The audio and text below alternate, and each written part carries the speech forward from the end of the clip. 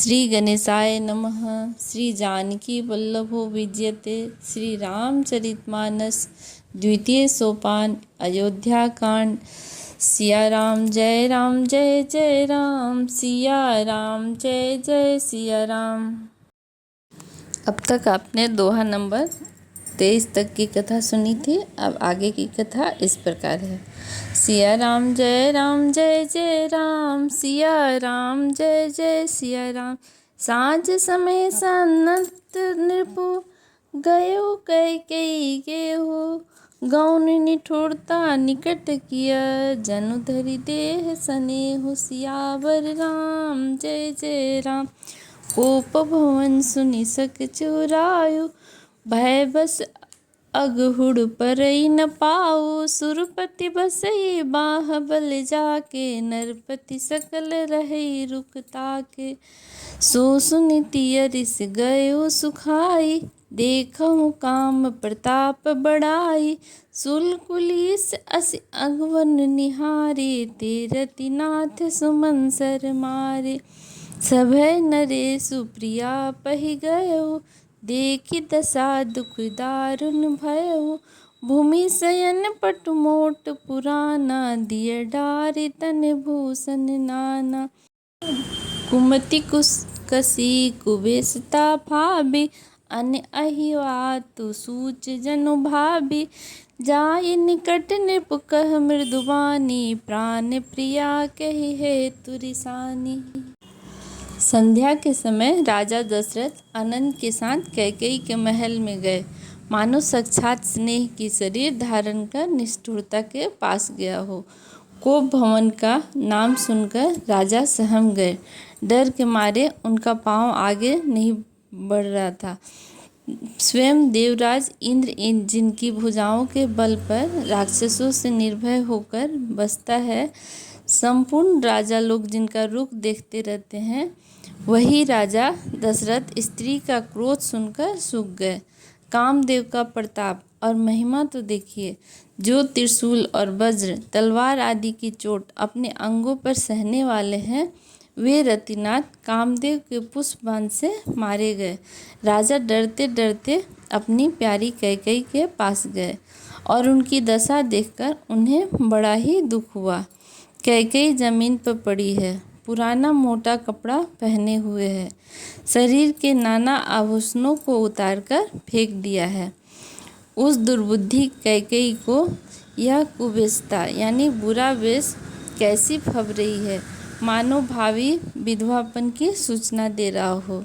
राजा उनके पास जाकर कोमल वाणी से बोले, हे प्राण प्रिय, किस लिए रूठी हुई हो।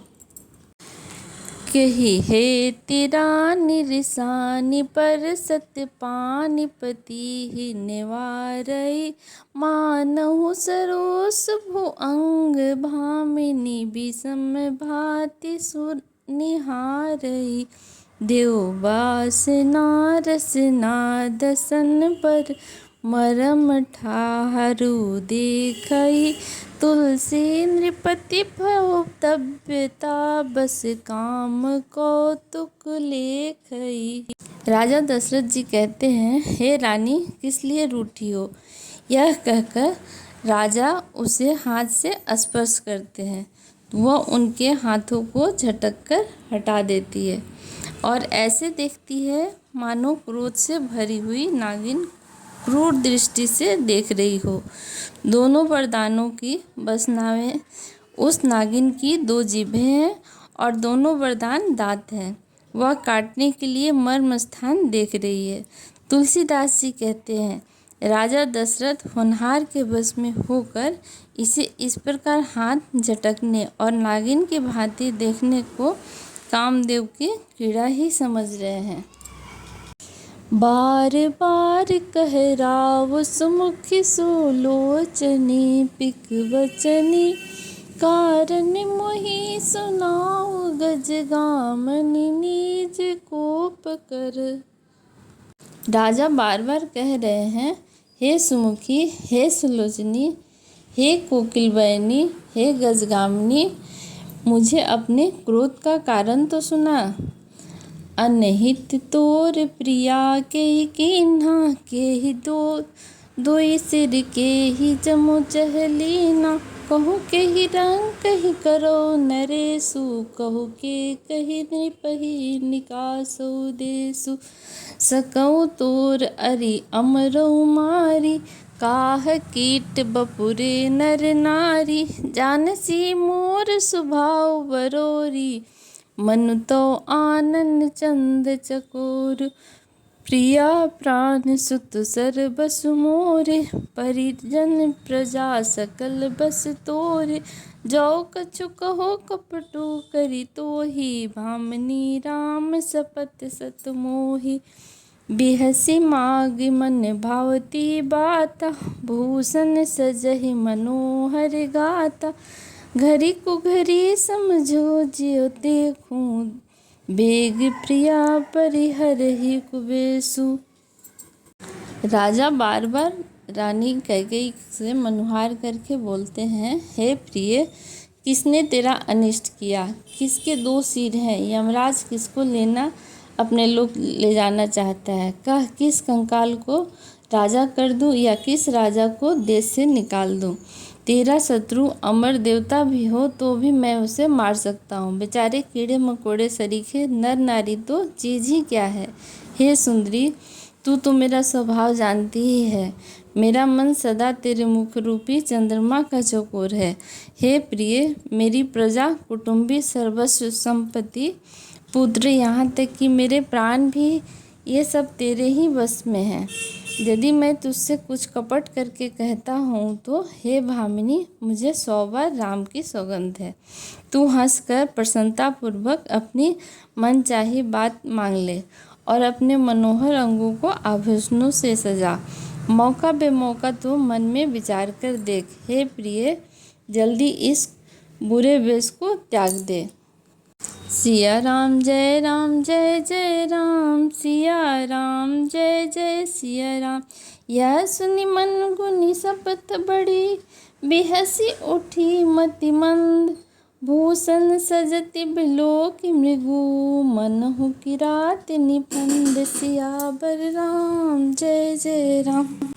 पुनि कह राउस हृदय जिय जानी प्रेम पुलकी मृदु मंजुल भामिनी। भामिनी भयो तोर मन भावा घर घर नगर आनंद बदावा। राम ही देव काली जुब राजू सजहि सुलोचनी मंगल साजू। दल की उठे सुने हृदय कठोरी जन छुए गयो पाक बर तोरु। ऐसे पीर बिहसी जय गोई चोर नारी जिमे प्रगट न रोई। लखई न भूप कपट चतुराई कोटिल कुटिल मनु गुरु पढ़ाई। यद्यपि नीति निपुण नर नाहु दया नारी चरित जल निधि अवगाहु। कपट स्नेह बढ़ायो बहोरी बोली बिहसी नयन मुँह मोरी। यह सुनकर और मन में राम जी की बड़ी सौगंध को विचार कर मन बुद्धि कैकेयी हंसती हुई उठी और गहने पहनने लगी, मानो कोई भिलनी मृग को देखकर फंदा तैयार कर रही हो। अपने जीव में कैकेयी को हृदय जानकर राजा दशरथ जी प्रेम से पुलकित होकर कोमल और सुंदर वाणी से बोले, हे भामिनी, तेरा मन चिता हो गया। नगर में घर घर आनंद के बधावे बज रहे हैं।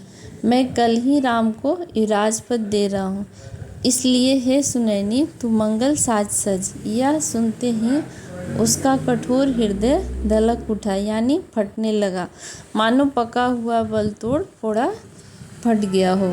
ऐसी भारी पीड़ा को भी उसने हंसकर छिपा लिया, जैसे चोर की स्त्री प्रकट होकर नहीं रोती जिसमें उसका भेद न खुल जाए। राजा उसकी कपट चतुराई को नहीं लख रहे, क्योंकि वह करोड़ों कुटिलों के शिरोमणि गुरु मंत्रा की पढ़ाई हुई है।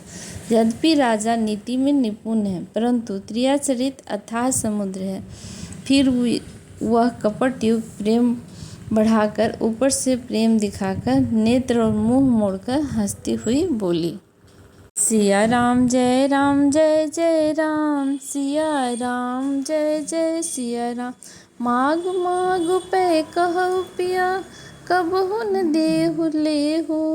देन कहु बरदान दुई, तेउ पावत संदेहु। सियावर राम जय जय राम। जानेउ मरम राउ हँसि कहई, तुम्हें कोहाब परम प्रिय अहई। थाति राखि न मागेउ काऊ, बिसरि गएउ मोहि भोर सुभाउ। झूठेउ हमहि दोष जनि देहु, दुई के चारि मागी मकुलेहु। रघुकुल रीत सदा चलि आई, प्राण जाऊ बरु वचन न जाई। नहीं असत्य संपातक पुंजा, गिरि सम होई कि कोटिक गुंजा।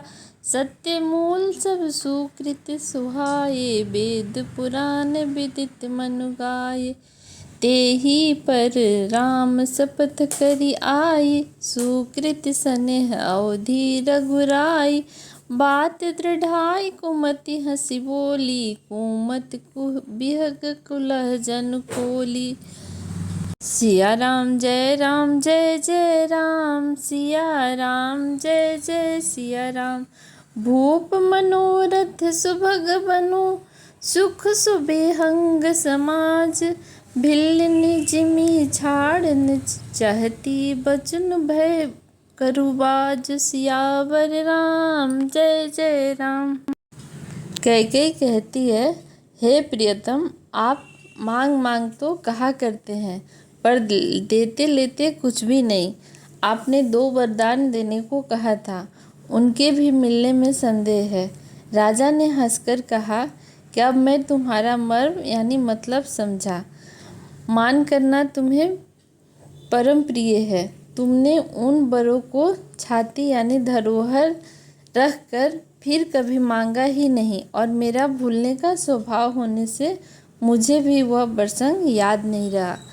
मुझे झूठ मूठ दोष मत दो, चाहे 2 के बदले 4 मांग लो। रघुकुल में सदा से यही रीति चली आई है कि प्राण भले ही चला जाए पर वचन नहीं जाता। असत्य के समान पापों का समूह भी नहीं है। क्या करोड़ों घुघुरियाँ मिलकर भी कहीं पहाड़ के समान हो सकती हैं? सत्य ही समस्त उत्तम सुकृतों यानी पुण्यों की जड़ है। यह बात वेद पुराणों में प्रसिद्ध है, और मनु जी ने भी यही कहा है। उस पर मेरे द्वारा श्री राम जी के शपथ करने में आ गई, मुँह से निकल पड़ी। श्री रघुनाथ जी मेरे सुकृति यानी पुण्य और स्नेह की सीमा है। इस प्रकार बात पक्की करा के दुर्बुद्धि कैकेयी हंसकर बोली, मानो उसने कुमत यानी बुरे विचार रूपी दुष्ट पक्षी बाज को छोड़ने के लिए उसकी कुल्ही आंखों पर की टोपी खोल दी। राजा का मनोरथ सुंदर वन है और सुख सुंदर पक्षियों का समुदाय है। उस पर भिलनी की तरह कैकेयी अपना वचन रूपी भयंकर बात छोड़ना चाहती है। मास परायण 13वां विश्राम। जय सिया राम। आगे कथा अगले एपिसोड।